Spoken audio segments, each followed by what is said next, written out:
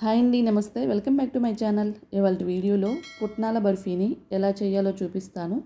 చుక్క నూనె కానీ నెయ్యి కానీ వాడకుండా, స్టవ్ వెలిగించే పని లేకుండా 5 నిమిషాల్లో ఈ బర్ఫీని చాలా టేస్టీగా, ఈజీగా, సింపుల్గా ప్రిపేర్ చేసుకోవచ్చు. ఇంక లేట్ చేయకుండా ఈ బర్ఫీని ఎలా చేయాలో చూసేద్దాం.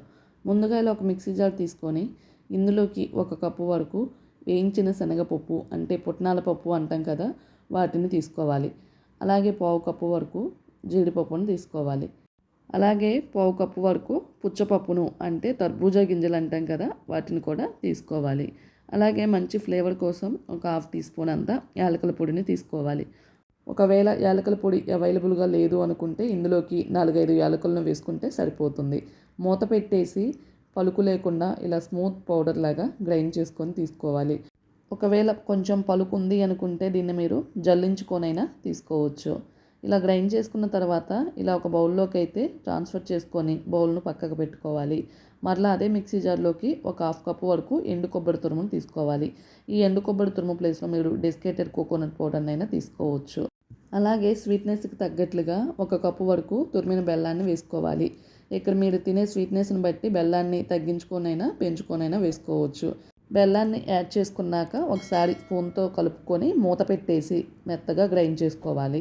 ఇలా గ్రైండ్ చేసుకున్న ఈ కొబ్బరి బెల్లం మిశ్రమాన్ని కూడా ఈ పుట్నాల పౌడర్ ఉన్న బౌల్లోకి అయితే ట్రాన్స్ఫర్ చేసుకొని ఈ పుట్నాల పౌడర్లోకి ఈ బెల్లం కొబ్బరి మిశ్రమం అంతా చక్కగా కలిసేంత వరకు ఇలా చేతితో రబ్ చేసుకుంటూ బాగా కలుపుకోవాలి. ఇప్పుడు ఇందులోకి కాచి చల్లార్చిన పాలని కొంచెం కొంచెంగా వేసుకోవాలి. మరీ ఎక్కువగా వేసుకున్నారంటే లూజ్ అయిపోయే అవకాశం ఉంటుంది. ఇలా కొంచెం కొంచెం స్ప్రింకిల్ చేసుకుంటూ చపాతీ పిండిలాగా మెత్తగా కలుపుకోవాలి. అలానే మరీ గట్టిగా ఉండకూడదు, అలానే మరీ లూజ్గా ఉండకూడదు. కన్సిస్టెన్సీ ఇలా ఉంటే సరిపోతుంది. ఇప్పుడు ఒక ప్లాస్టిక్ కంటైనర్ కానీ, లేదంటే ఇలా స్టీల్ బాక్స్ కానీ, లేదంటే గాజు బాక్స్ కానీ ఏదైనా ఉంటే తీసుకొని దానిలోకి బటర్ పేపర్ కానీ, లేదంటే ఇలా అల్యూమినియం ఫాయిల్ కానీ పెట్టేసుకొని కొన్ని చాప్ చేసిన డ్రై ఫ్రూట్స్ని కూడా అల్యూమినియం పేపర్ పైన చల్లుకున్న తర్వాత ఇలా మనం రెడీ చేసుకున్న కొబ్బరి పుట్నాల పప్పు మిశ్రమాన్ని ఈ కంటైనర్లోకి పెట్టేసుకొని ఇలా ఈవెన్గా సమానంగా చేతితో ప్రెస్ చేసుకొని ఒక 10 to 15 మినిట్స్ పాటు అలాగే వదిలేయాలి. 15 మినిట్స్ తర్వాత ఇలా ఒక చెక్క పైన కానీ, లేదంటే ఒక ప్లేట్లో కానీ ఇలా రివర్స్లోకి బోర్లింగ్ చేసుకొని ఇలా ఒక నైఫ్ తోటి మీకు నచ్చినట్లుగా స్క్వేర్ షేప్లో కానీ, లేదంటే రెక్టాంగులర్ షేప్లో కానీ, లేదంటే డైమండ్ షేప్లో కానీ పీసెస్గా కట్ చేసుకొని తీసుకోవడమే.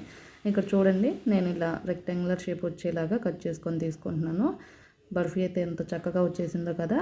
అంతేనండి, ఎంతో టేస్టీగా పుట్నాల బర్ఫీ అయితే రెడీ అయిపోయింది. చుక్క నూనె కానీ నెయ్యి కానీ వాడకుండా, స్టవ్ వెలిగించే పని లేకుండా ఈ బర్ఫీని చాలా సింపుల్గా, ఈజీగా, టేస్టీగా ప్రిపేర్ చేసుకోవచ్చు. చూస్తుంటే నేను నోరూడిపోతుంది కదా, నోట్లో వేసుకుంటే ఇట్టే కరిగిపోతుంది. టేస్ట్ అయితే చాలా బాగుంటుంది. పిల్లలకి ఈవినింగ్ టైం స్నాక్స్గా కానీ, లేదంటే స్నాక్స్ బాక్స్లో అయినా చేసి పెట్టవచ్చు. లేదంటే ఏదైనా స్వీట్ తినాలనిపించినప్పుడు అప్పటికప్పుడు 5 నిమిషాల్లో గ్యాస్ వెలిగించకుండా ఈ బర్ఫీని చేసుకోవచ్చు. ఇంక లేట్ చేయకుండా మీరు కూడా ఈ పుట్నాల బర్ఫీని ఒకసారి ట్రై చేసి టేస్ట్ ఎలా వచ్చిందో కామెంట్ బాక్స్లో మీ ఫీడ్బ్యాక్ని తెలియచేయండి.